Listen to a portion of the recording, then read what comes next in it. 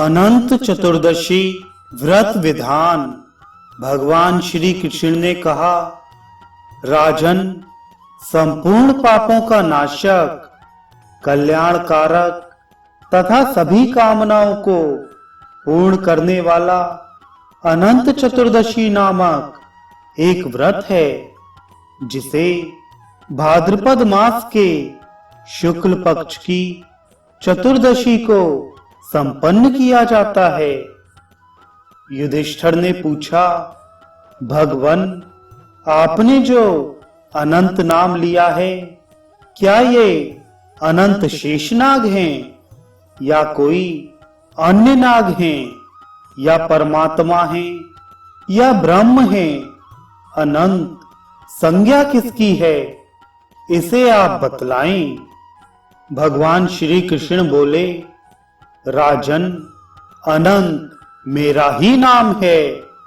कला, काष्ठा, मुहूर्त, दिन, पक्ष, मास, ऋतु, अयन, संवत्सर, युग तथा कल्प आदि काल विभागों के रूप में मैं ही अवस्थित हूँ।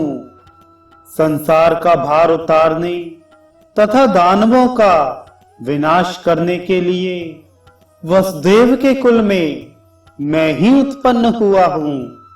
पार्थ, आप मुझे ही विष्णु, जिष्णु, हर, शिव, ब्रह्मा, भास्कर, शेष, सर्वव्यापी ईश्वर समझिए, और अनंत भी मैं ही हूँ। मैंने आपको विश्वास उत्पन्न करने के लिए ऐसा कहा है। युधिष्ठिर ने पुनः पूछा, भगवन, मुझे आप अनंत व्रत के महात्म्य और विधि को तथा इसे किसने पहले किया था और इस व्रत का क्या पुण्य है, इसे बतलाएं। भगवान श्री कृष्ण ने कहा, युधिष्ठिर, इस संबंध में एक प्राचीन आख्यान है, उसे आप सुने। कृत युग में वशिष्ठ गोत्री सुमंतु नाम के एक ब्राह्मण थे। उनका महर्षि भृगु की कन्या दीक्षा से वेदोक्त विधि से विवाह हुआ था। उन्हें सभी शुभ लक्षणों से संपन्न एक कन्या उत्पन्न हुई, जिसका नाम शीला रखा गया। कुछ समय बाद उसकी माता दीक्षा का ज्वर से देहांत हो गया और उस पतिव्रता को स्वर्गलोक प्राप्त हुआ। सुमंतु ने पुनः एक कर्कशा नाम की कन्या से विवाह कर लिया। वह अपने कर्कशा नाम के समान ही दुशील, कर्कश तथा नित्य कलहकारिणी एवं चंडी रूपा थी। शीला अपने पिता के घर में रहती हुई दीवाल, दहली तथा स्तंभ आदि में मांगलिक स्वास्तिक, पद्म, शंख आदि विष्णु चिन्हों को अंकित कर उनकी अर्चना करती रहती। सुमंतु को शीला के विवाह की चिंता होने लगी। उन्होंने शीला का विवाह कौंडिन्य मुनि के साथ कर दिया। विवाह के अनंतर सुमंतु ने अपनी पत्नी से कहा, देवी, दामाद के लिए पारितोषक रूप में कुछ दहेज द्रव्य देना चाहिए। यह सुनकर कर्कशा क्रुद्ध हो उठी और उसने घर में बने मंडप को उखाड़ डाला तथा भोजन से बचे हुए कुछ पदार्थों को पाथेय के रूप में प्रदान कर कहा, चले जाओ।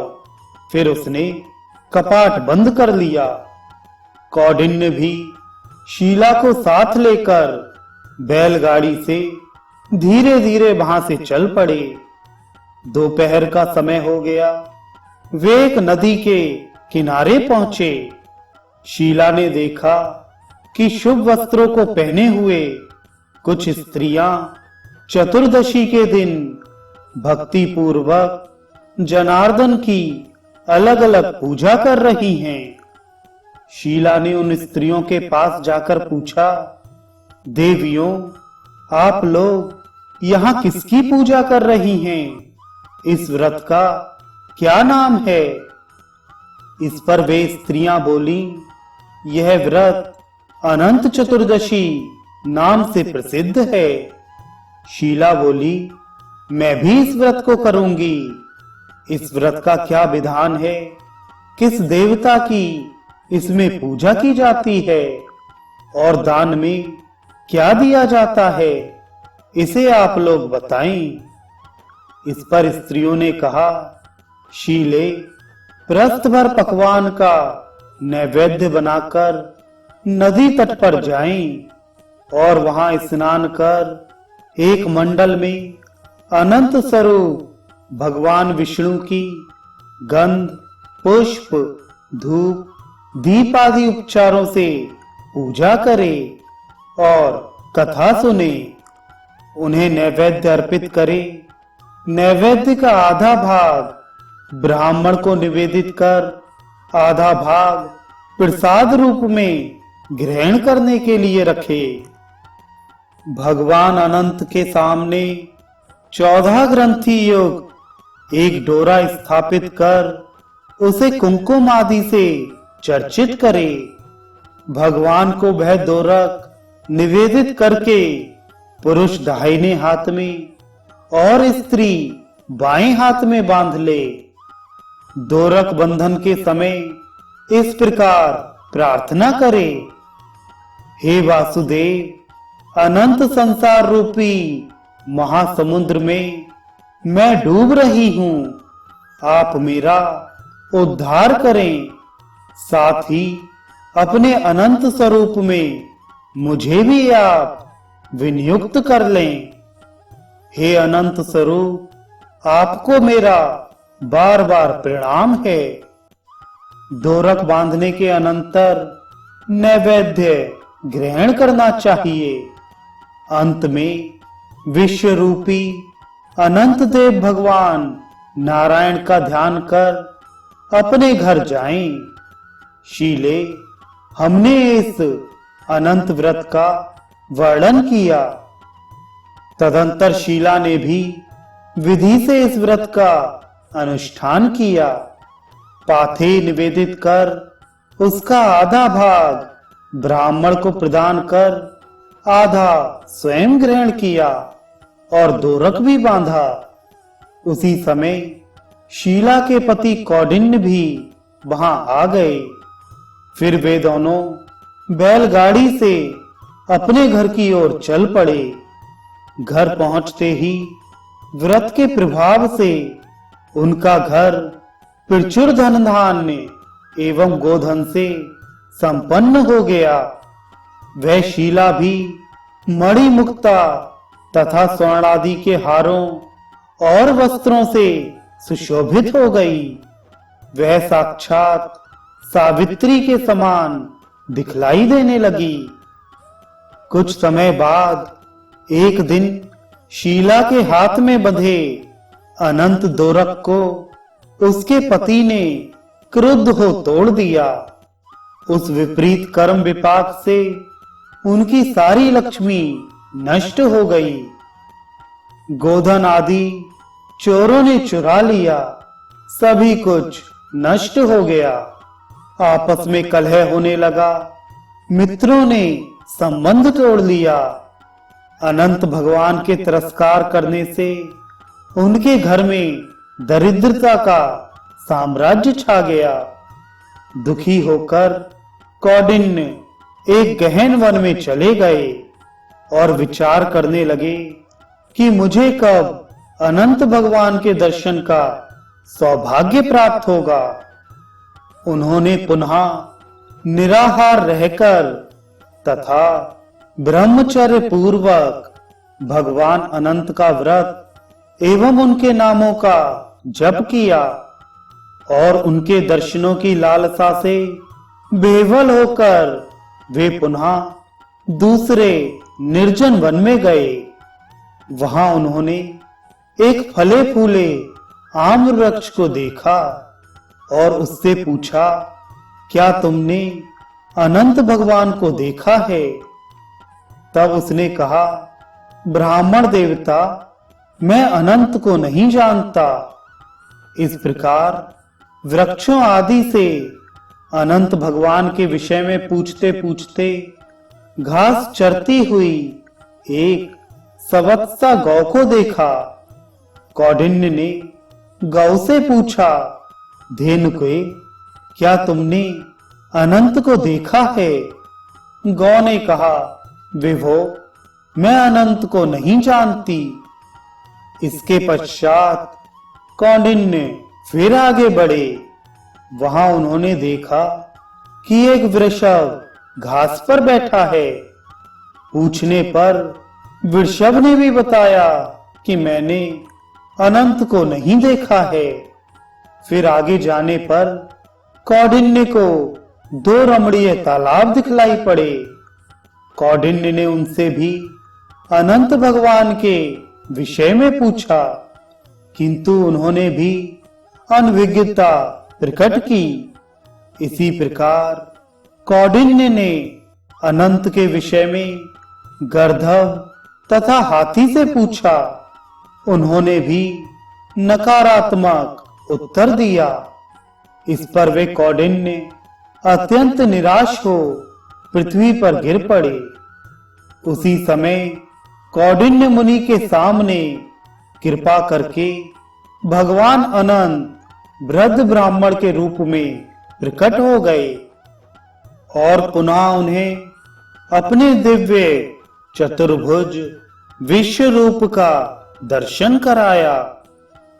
भगवान का दर्शन कर कौंडिन्य अत्यंत प्रसन्न हो गए और उनकी प्रार्थना करने लगे तथा अपने अपराधों के लिए क्षमा मांगने लगे।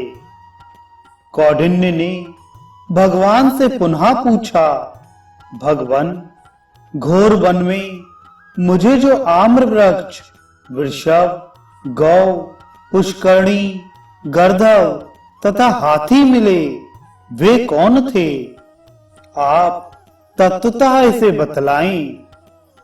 भगवान बोले, द्विजदेव, वह आम्र वृक्ष पूर्व जन्म में एक वेदज्ञ विद्वान ब्राह्मण था, किंतु उसे अपनी विद्या का बड़ा गर्व था।